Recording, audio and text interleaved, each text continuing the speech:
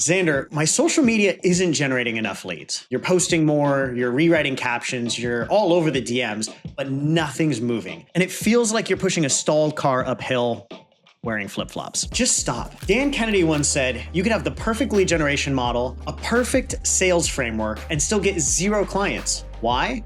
It's the offer, stupid. So in this video, we're gonna talk about why most offers fail and the pitfalls every coach needs to avoid. We'll go through the 4 rules to actually make a good coaching offer work.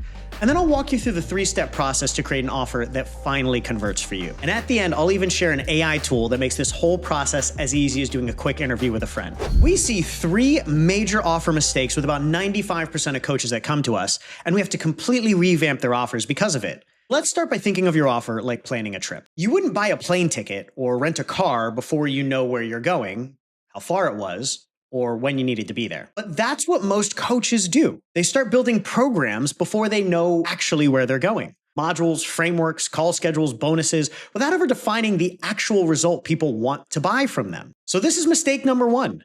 Do not create a program before you've defined your offer.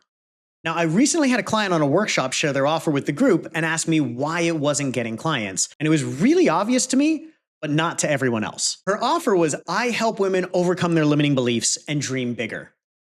Can you see it? Look, your audience isn't as conscious as you. They're not going to bed at night thinking, man, I wish somebody could help me overcome my limiting beliefs, or I just need to dream bigger. If they were, they'd be at your level and they wouldn't need your help. This is mistake number 2. Your offer needs to be in simple language that your audience understands, not coaching jargon. I help women get the raises and promotions they deserve. I help women find the man of their dreams. I help women look and feel young forever.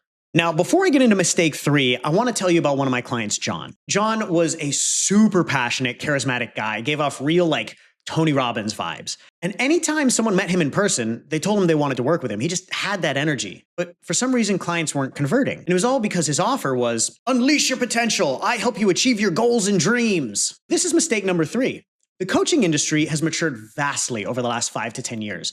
And if you don't fit concretely into one of the big 3 categories, you'll never cut through the noise. The big 3 are health, wealth, or relationships. But Xander, I don't think you understand. I am the next Tony Robbins. Well, you aren't Tony Robbins. Tony Robbins can sell whatever the hell he wants because he's world recognizable. You don't have that. So now that you know what not to do with your offer, let's dig in and make you a good offer. Rule number 1, it's not about you. Most coaches mistake their mission for their offer. Now, if you were to ask me what I do, I'd say, I'm in the business of changing the world. I'm building an army of leaders to live more consciously. But that's not my offer. My offer is I help coaches make more money. Rule number 2, keep it simple. You have 1 to 2 seconds to grab attention online. If it's longer than 10 words, it won't work. You lose people. And cliches are actually good. Rule number 3, use their language. When you come up with an offer, you can ask yourself, are they actually saying this in their head at night? I really want someone to help me overcome my unconscious limitations so I can finally live my life fully in alignment with my universal purpose. No, they're not saying that. Rule number 4, 1 person, 1 problem, 1 result. Focus on 1 specific thing, tangible, touchable, measurable. If you try to help everyone with everything, you'll help no one. So knowing these 4 rules, now I want you to follow these 3 steps to build a killer offer. First, think of a specific person you want to help, not a group of people. 1 person. What's their name? How old are they? Are they married? Where do they live? And how do they feel about their career, their health? What keeps them up at night?